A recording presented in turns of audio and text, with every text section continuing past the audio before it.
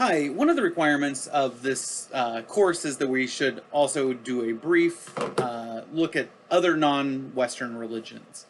And so I'm going to do just a brief lecture on sort of some of the Eastern traditions, predominantly being Hinduism and Buddhism, because those are kind of two of the bigger ones. There's a lot of other religions. There's Confucianism, Taoism, Sikhism, Shintoism, Jainism. But we'll stick to kind of the two big ones, Hinduism and Buddhism. So I'll talk a little bit about Hinduism first. Hinduism is what we would consider the oldest religion in the world. Based upon that, it shares a lot of similarities to perhaps Native American religions. That it's somewhat that like Native American religions here in the United States, and some of its lack of organization as well as some of its spiritualism. And it has changed quite a bit over the years. There really is no strict dogma or kind of hierarchy of this is what it means to be Hindu. As a matter of fact, the only thing that perhaps does define what it means to be Hindu is there was a act in the 40s in India that basically defined. It was called the Indian and Hindu Naturalization Act, and it was essentially a way of defining what is a Hindu. And essentially there were two ways, either one who ascribes to certain traditional Hindu beliefs, as well as if you are born in India. The reason why is because Hindu and India both basically take their name from the fact that there's a river there called the Indus River. And so most of India falls in the Indus River Valley. And so basically Hindu is one who follows the religions of the Indus River Valley, or India is essentially the the area around the Indus River Valley. So those are where those terms come from.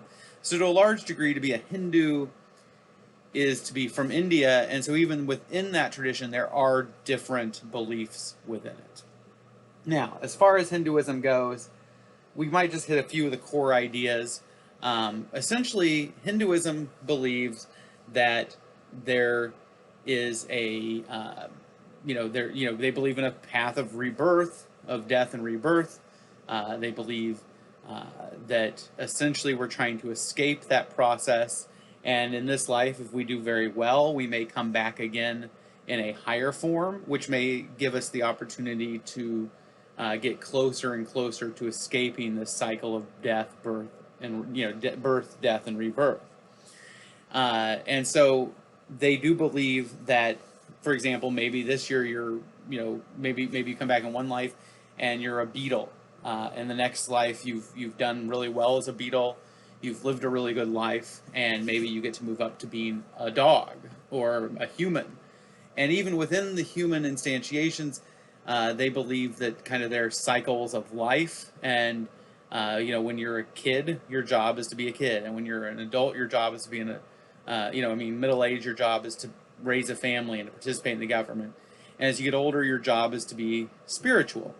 And so they believe that part of how you escape and you do this is you do your best job as that stage in life, that role in the world, etc. That there is no that if you go out and you take care of your family and you work really hard and you don't go to church, or you don't have time for that, that doesn't negate the fact that you're not doing what you're required to on your spiritual journey.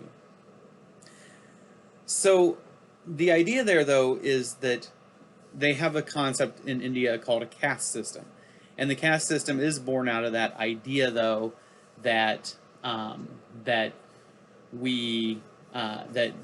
part of, I say they have a caste system. I should amend that. They actually used to have a caste system, although the idea of class never really completely goes away. But it is the case that the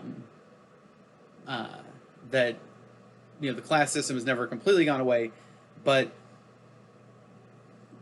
technically the caste system was made illegal under Gandhi, and it is something that you're not actually supposed to adhere to, although people do somewhat adhere to those categories or castes. Now, with that said, the idea there, though, is that if you lived a really good life and you did a really good job in one stage, you may get to come back in a wealthier caste, and that's okay. And if you came back in a poorer caste, that perhaps is because you weren't a proper Hindu, you were not following the path, and so kind of as a punishment, as after your death, you were reborn into a lower caste. And so the idea there is, there's no problem with treating people lesser because of the caste they were born into, because to a large degree, if they did well, they could move on in the next life. And so there was no longer a look at that. So that's kind of a few basic ideas there.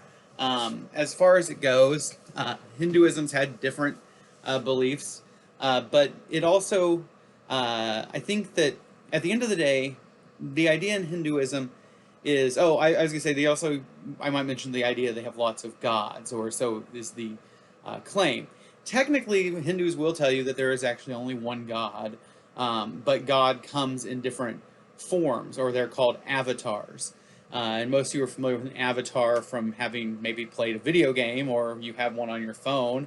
But an avatar is just an image that's supposed to be of you that can work around in a virtual reality.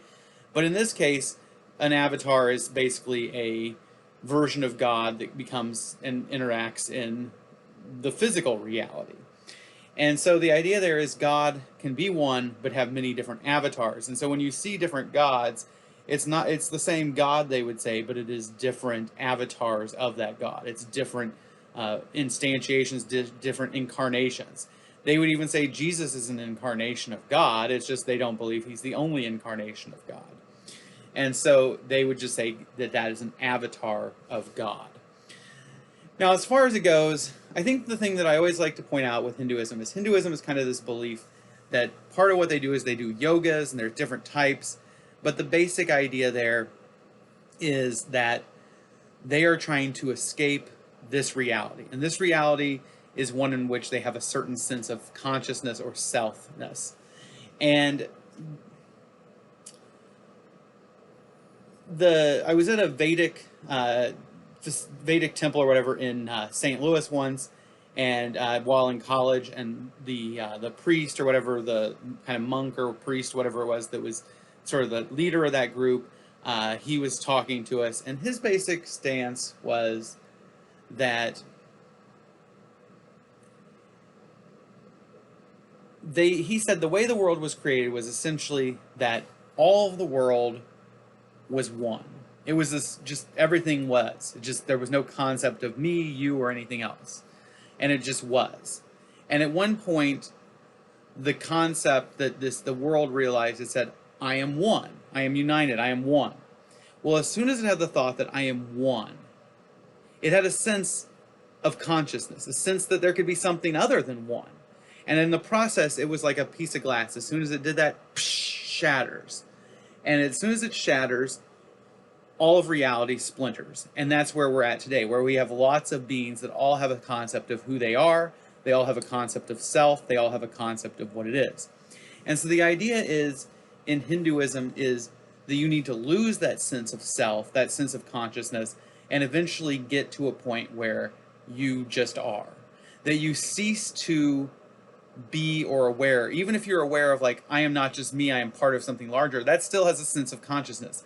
The idea is to just simply be, to simply lose all concept of self, all concept of being, all concept of individuality, and just be. And once you do that, you kind of get, you escape the samsara, the path of birth, death, and rebirth, and you eventually return back to just being with the universe. You just are. And so the idea there is some stuff like meditation, yoga, those types of things are essentially forms of trying to clear your mind in order to simply be and no longer to kind of forget about yourself. And that's the goal of Hinduism. The idea that God created the world in the Western tradition doesn't exist in this. As a matter of fact, the world isn't really a good thing in the Western tradition, or in the Eastern tradition. It is something which occurred and is selfish, and something for which we should try to escape. And so it's a very different concept of reality. It's a very different concept of God. It's a very different concept of suffering and pain and what is real.